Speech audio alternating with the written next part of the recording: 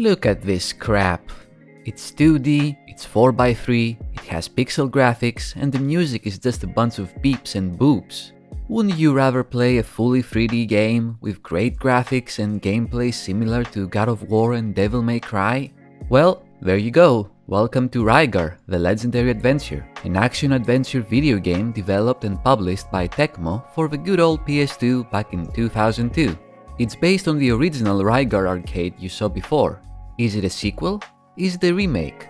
Who cares? You get to control a buff anime guy wielding a chain shield, messing things up. Wait a second. Buff guy with a chain weapon, killing enemies and solving puzzles? Let's see here. Rygar came out in 2002 and the first God of War came out in 2005? David Jaffe, you fucking plagiarist! Yeah, even though the setting and gameplay are very reminiscent of Sony's Behemoth, Rygar took a lot of inspiration from the first Devil May Cry game. Will it manage to surpass its predecessor? Will the adventure be truly legendary? Let's find out. Rygar's story borrows elements of Greek and Roman mythology and butchers them in classic Hollywood fashion.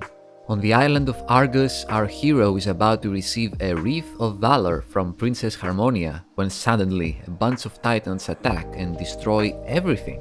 I'm sure the princess will be able to handle herself, right? Rygar! Nope. She is of course kidnapped immediately and Rygar has to save her and bring peace to the land. Thankfully, he finds the legendary Disc Armor, a shield handed down by the gods themselves, which is powerful enough to defeat those pesky titans. Disc Armor, do you get it? It's a shield, so it's a disc, and it protects you, so it's armor. Very clever indeed. But besides its defensive abilities, the Disc Armor can be used as a weapon too, swinging it around like Kratos' chain blades.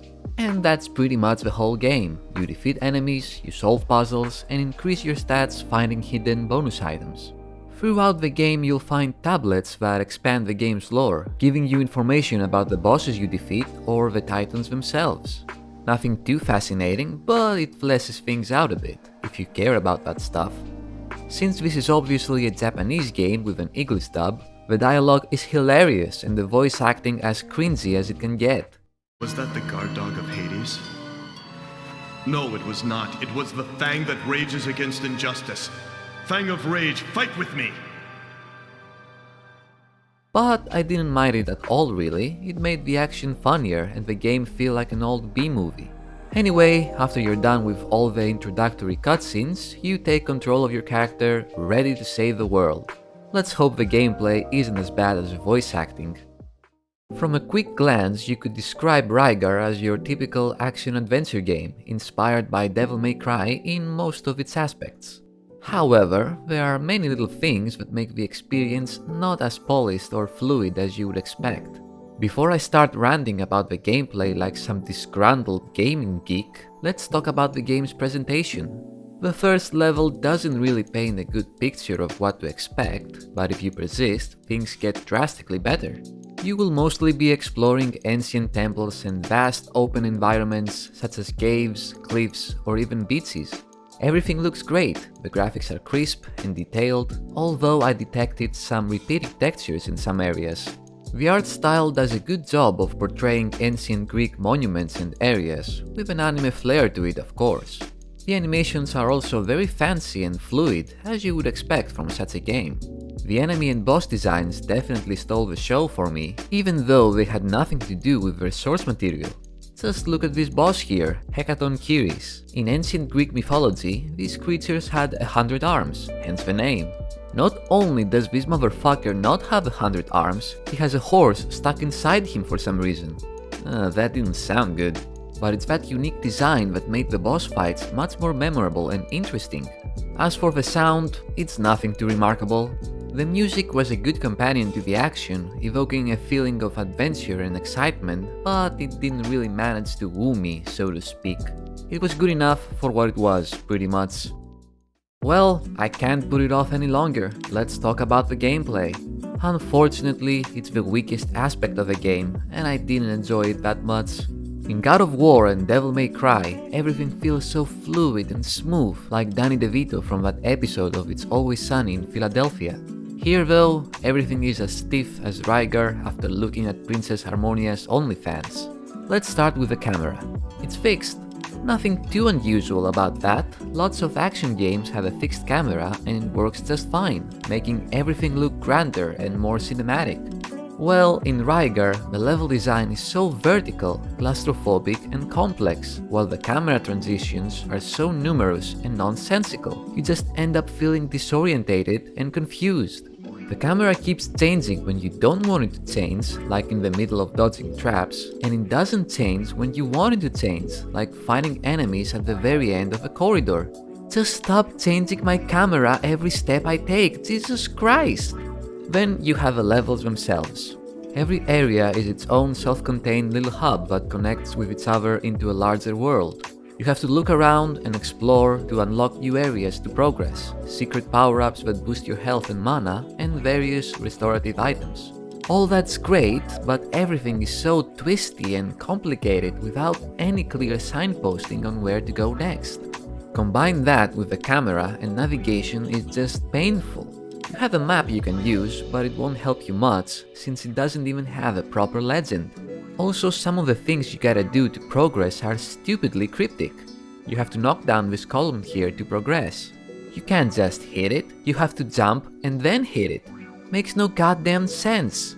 And then you have the combat. Good lord, the combat. You have a light and a heavy attack you can use and a variety of needlessly complicated combos you can do. You can't dodge unless you count the clunky slide move as a dodge, which requires you to press 2 buttons and the direction at the same time to work, and you can't lock onto enemies either. You can block some attacks, but can you block cancel? No, of course not. You have to stand there like an idiot and wait for your attack animation to end before you can block. This makes combat so painful, since it's not a matter of reacting to attacks in time so you can block them and counter, it's just a matter of waiting for your turn to attack, which slows things down a lot. Combine that with the fact that enemies can just stun lock you and juggle you around, and combat ends up being a slog.